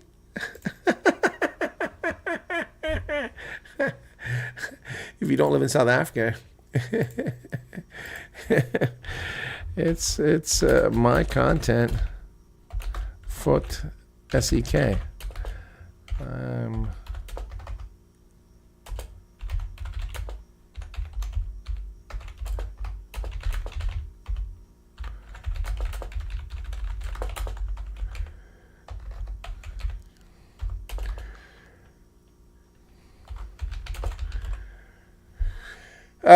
It's my content. It says consent. It's my content. Content.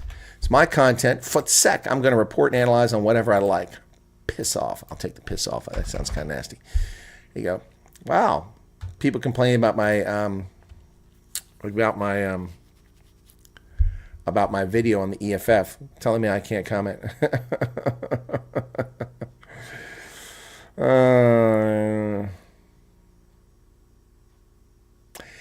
I'm a South African living in England, listening to these ladies singing. Singing makes me homesick. Beautiful voice, beautiful introduction. Expect no less from Chris. You're a master blaster. Your views are important.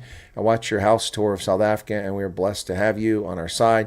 You continue good work. There's no equals on a platform. Well done. You deserve more praise. Living in London, we have no English versions here. Only no English bitches. Well, thank you. It's very kind. Very kind of you.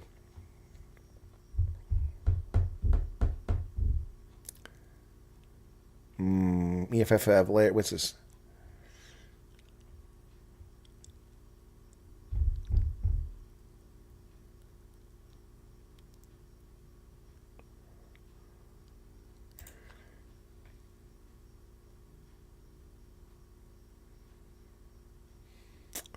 Anyway, sorry, I'm reading some of these comments here. I should be reading to you, but some of them have a question. Oh, yeah, this is the one. So I'm not picking Andre. This was a comment from Andre. Came up 5 hours ago, and I responded to it early this morning. Let me just address this really quickly. So I just want, because it gets a little frustrating here. So let me see if I can get this to come up. Okay, here we go. So this is on the video earlier. Probably hard for you to read. Let me zoom it up a little bit more. You don't have to worry about reading it. I'll read it for you. So, whoops, that's not what I wanted. Go back. Okay. Come on. Man, now I got to go down. There it is. Okay, so Chris, I have a question for you. I'm not challenging you on this. You have a right to report on anything you want. In fact, pretty much everything you report on is spot on and very relevant to South African affairs. It just dawned on me, and it's not a criticizing question, merely curiosity, that you almost exclusively report on bad stuff, especially on the political front. Why not mention, applaud, recognize the good work being done, the achievements individuals make, or the positive impact being made by parties? I believe it would also help inspire viewers and promote hope that there is some progress being made in a seemingly hopeless country. I do absolutely believe there is hope in South Africa. Just curious why I don't hear much good happening. Thanks again for your work. I really appreciate it. I said, Andre, I frequently answer this question. I do report good news all the time. Y'all just don't watch it. I devoted countless hours to scouring news, and when news media reports nothing of interest that is good news, I go to great lengths to get stories of my own. But no one watches the good news stories. These are but a tiny sampling of the over 5,000 videos that I've produced since 2020. I also typically include good news stories during my daily news broadcast. So there's 1, 2, 3, 4, 5, 6, 7, 8, 9 different videos that I mentioned that you can go visit, including the Groot Constantia, the Basutu video. I do videos on the Franco Car Museum. I've done videos on artists and musicians. I do all kinds of positive videos, but people don't watch it, man. So, but thank you for asking the question, Andre. I do appreciate it. Very considerate of you, but you don't have to apologize for asking the question. It's a fair question. I'm happy to answer questions like that.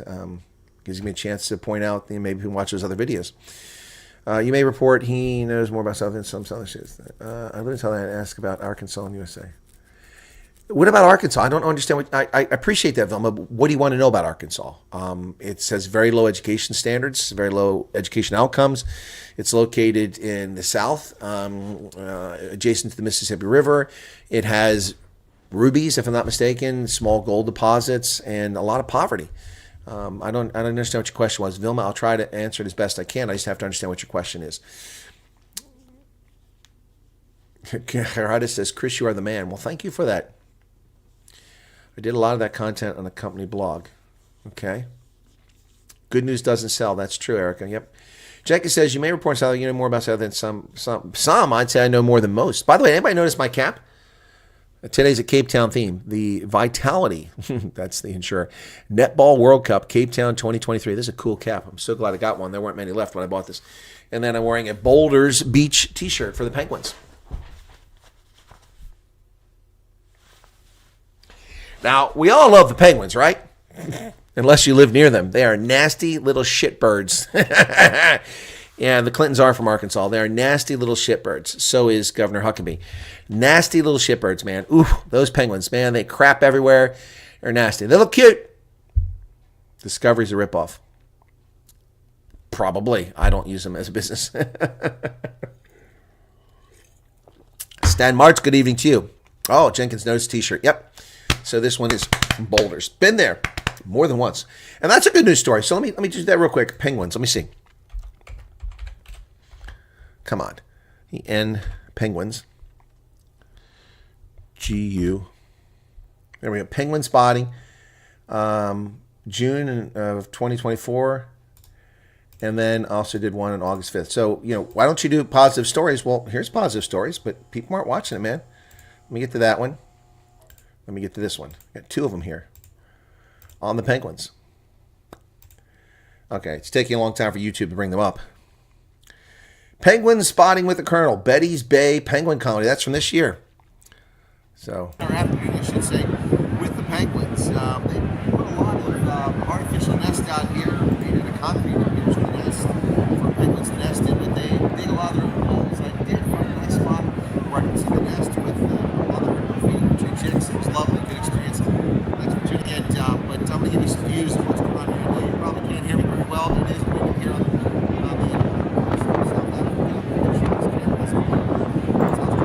that one didn't go so well.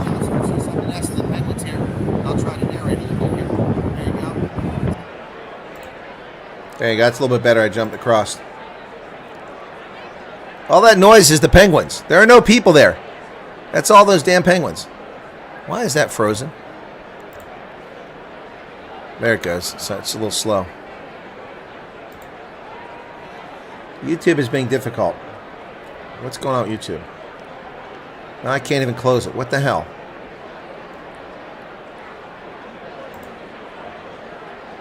Okay, why am I... Oh, that's... Okay, that's not the Penguins. That's Congress.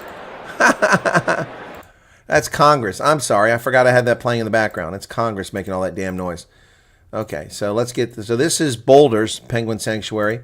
And I did this one the year before. Hey, folks, this is Chris in Simonstown at Boulder's, a site where you can come down and see the penguins. Of course, these penguins, once known as the jackass penguins for their loud, annoying braying sound, now been renamed African penguins. Kind of handy. I suppose that's a much better selling point, African penguins than jackass penguins. But when you hear them bray, if they make a little noise behind me, you'll pick up on that. Of course, many people have now become very well familiar with this colony of penguins that are here in Simonstown, home of the South African Naval Base, as a consequence of the Netflix special, which is a pretty good special, actually, for Netflix. But this colony has been here for a very long time, and people began protecting it about a century ago. But the population of these penguins is greatly reduced from 1.5 million, a little over 100 years ago. Well, there you go. You can hear the braying in the background right now. To a colony today that's about 2,200. But that is a colony that was on the brink of extinction just a few years ago and has made a pretty significant recovery here in the Simontowns area. So once again, I don't understand, and not an attack on Andre, and I'm not triggered, Jono. I just don't understand how people can, with a straight face, say that, why don't you report on good news stories? I mean, what is that? That's a great story. Penguin conservation. They're little shitbirds, but I talked about them.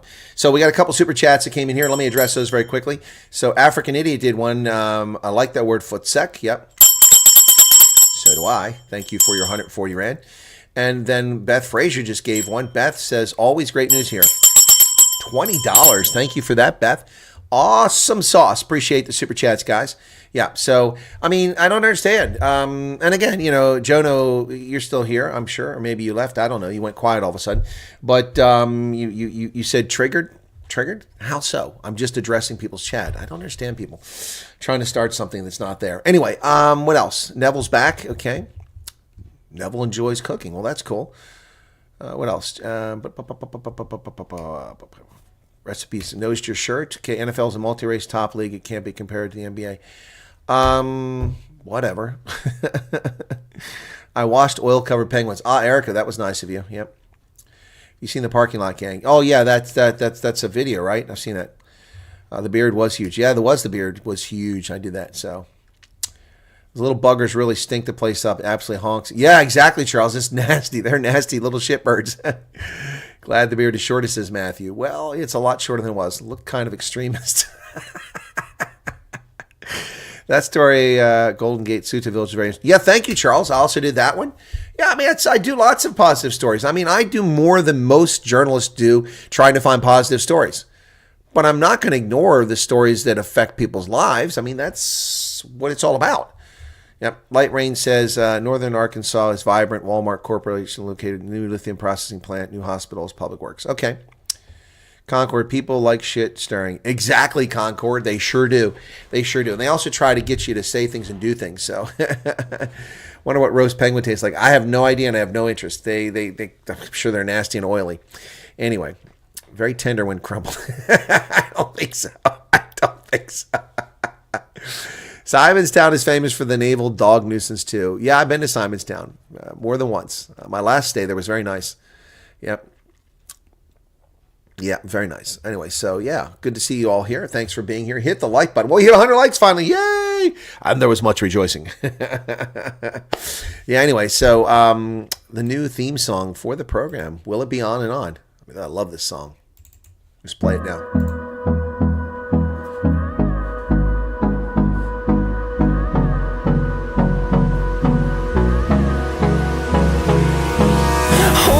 Close till I get up. Time is barely on our side. I don't wanna waste what's left. The storms we chase are leading us, and love is all we'll ever trust. Yeah, no, I don't wanna waste what's left. And on we'll go, through the wastelands, through the highways, till my shadow turns to sun rays. And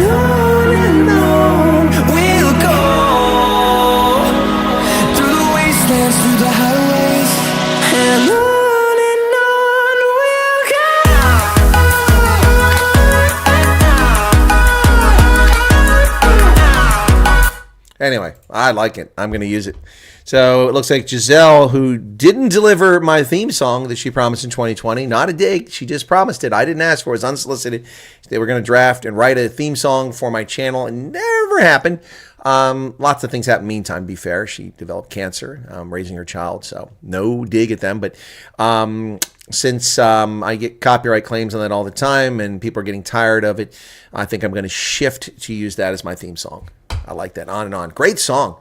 Great song. And it really talks about this channel and our viewers and what we're doing here. We're going to go on and on through the wastelands, through the highways. We're going to keep going.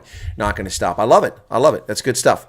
It's good stuff. Leopard seals and orcas really love to eat penguins. Well, they do. They do. Well, that's one of the reasons why there's fewer penguins. A lot have been eaten. So, yep. But also their food stocks have been greatly diminished by fishing and pollution. Yep. It was number 100, says Hester. Hey, Hester, how's it going? Arkansas has waited a long time for that. Yeah, for success, for economic success. That's true.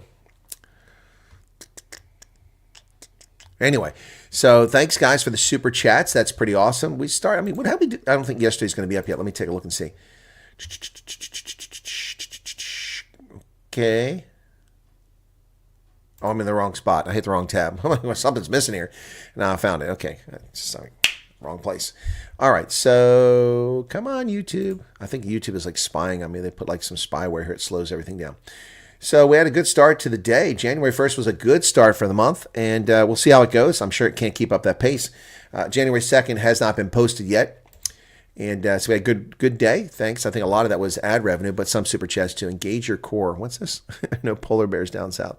Nope. Polar bears are only located in the northern hemisphere in the Arctic region, not in south. And penguins are only located in the southern hemisphere, not in the northern. Not I'm aware of. They're nowhere in the northern hemisphere, are they? And they're in Antarctica. They're in South Africa. They're not. They're not anywhere in the northern hemisphere, to my knowledge. So, who wants more diversity?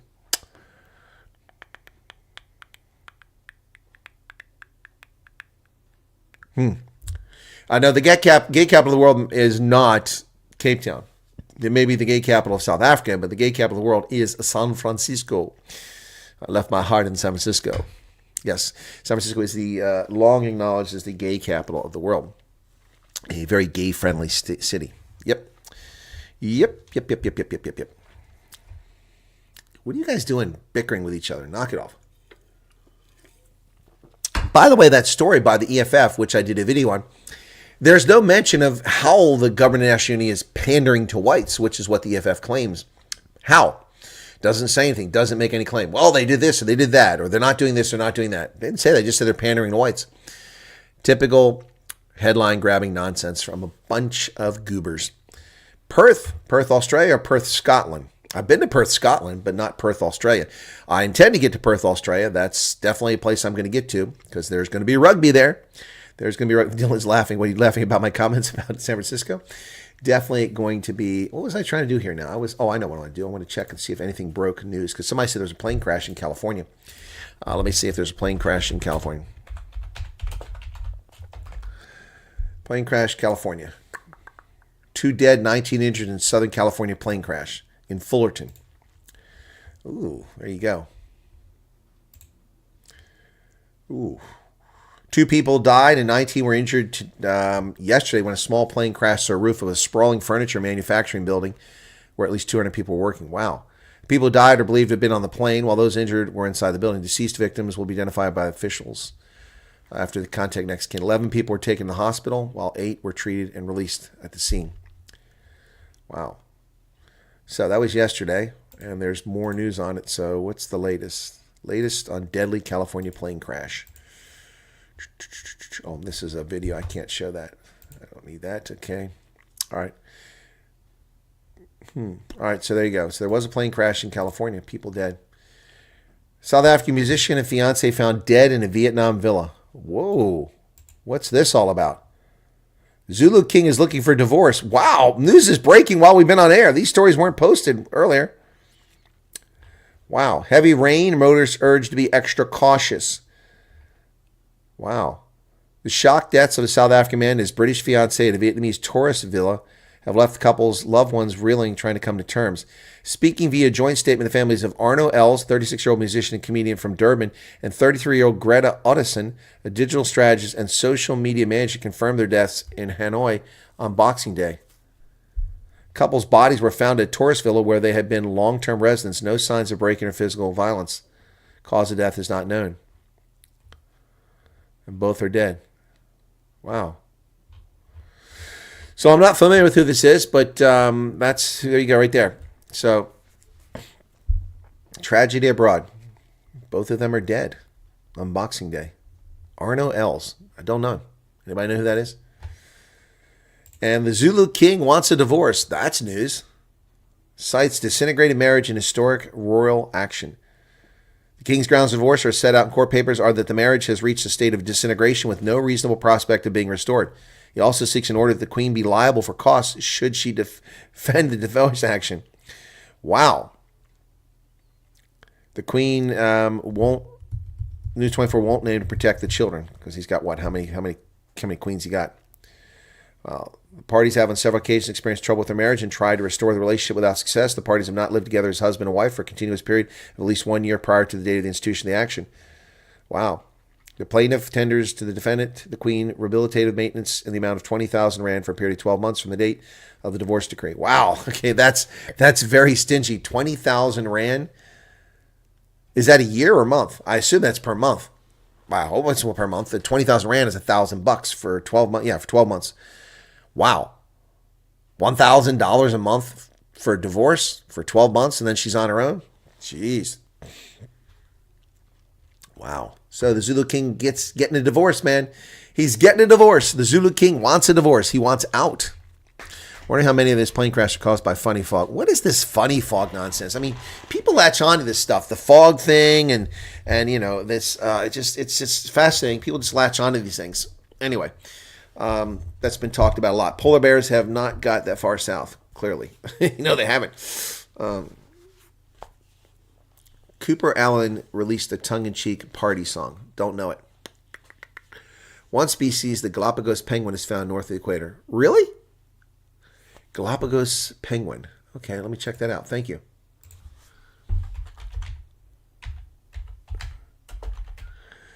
Galapagos penguin. Yeah, scruffy looking little buggers. Galapagos penguin is a penguin endemic to the Galapagos Islands. It's the only penguin found north of the equator. There you go. See? There you go. You got it. You guys are spot on, man. I didn't know that. Scruffy looking little buggers. There you go. There you are. The Galapagos penguin. Thank you for that information. That's why I said I don't think that you can find them there. So there is one penguin that's north of the equator. Well, the Galapagos is a bizarre island chain that's just really got all kinds of life that you don't find elsewhere. It's interesting. Yep, the Galapagos. Yep. And they're only on the edges of the island. They don't even occupy the whole island. Yep. Huh. 90% of the penguins live on Fernandina Island, the west coast. So how many are there? They are endangered. Doesn't tell me how many there are. You'd think you would tell us the number, estimate how many there are. Okay.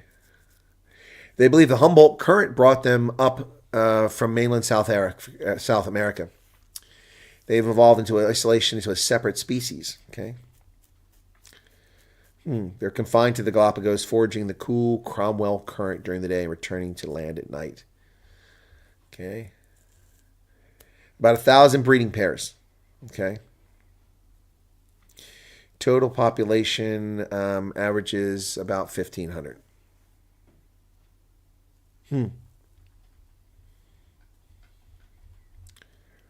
So, just looking. Yeah, that's Galapagos penguin. Thank you for that. That's good to know. Didn't have that information. What's the business plan for 25 for the channels? You're on. Shawnee, it's a good question. I haven't really taken any steps to do anything for a business plan for this year. I do have a few trips planned, rugby and journalism trips. So, yeah, I'm just trying to bring them to fruition because things are expensive. Anyway, yeah. So there is no business plan as such for this year. I've got some goals, but I haven't shared them because I don't want to. He was a comedian and a very cool guy, says Kurtz. Well, it's tragic to hear he died then. Yep. The kangaroo hop. Let's do the Roo. That break dancer at the Olympics. What an embarrassment. What an embarrassment. Oh, my goodness. Okay. There are a lot of separate species. Yeah, there are a lot of. Galapagos that's where Charles Darwin went. And helped him come up with the origin of species, did it not? Worked at Rosebank. I know Rosebank. Okay, save, and don't let up. Yep. Just love hearing ideas. Oh, no, Shawnee. I mean, I've got ideas on things to do. Well, one of them is more appearances. I've never turned down appearances, but I'm actually going to actively elicit appearing on some programs, which will hopefully grow the channel. Anyway, so, yeah. Clearly watched Raygun. I didn't. I just heard about it after the fact, and I saw the footage. I didn't watch it. Oh my gosh! I mean, look. Breakdancing is a skill. It's not a sport. I'm sorry. It's not a sport. It's like watching paint dry. I mean, it's more exciting than watching paint dry, but it's also not a sport. Anyway, Raygun. Man, that woman's such an embarrassment. And then people try to defend her. She was embarrassing. The friggin' bunny hop, Roo hop. Let's do the Roo. Dear God. And she was serious. She's like, oh, well, I'm breakdancing. Maybe you're not breakdancing. You want to breakdance? You need to actually do it. Not that garbage you were doing. Invest in crypto. I'm not investing in crypto. The fall thing is frustrating because it can be proven or disproven with a simple test taken in a lab. Would tell if anything is nefarious in it. Ballroom is a sport. Ballroom dancing? I don't think it's a sport. It's a competition. There's a difference. Plead the fifth. Okay, she was really bad. I actually felt sorry. Exactly, Charles. She was atrocious. She was right. Will your radio common sense? Oh yes, yeah. I plan on continuing that this year. I don't know. I've been asked by that station to do my own show, but I mean that's a tough one, you know. I'd have to have the right time slot. I'd have to get something out of it, as they don't pay well. So, yeah. I think I could breakdance better after getting puzzled on a full bottle of KWV. Sect. Drinking sect. Not foot sect, but sect, which is basically like champagne, German champagne. While your own show would be paid, you said they don't pay well. Yeah. So-called sports are simply pastimes. Exactly, Neville. Exactly. Billiards is not a sport. It's a pastime.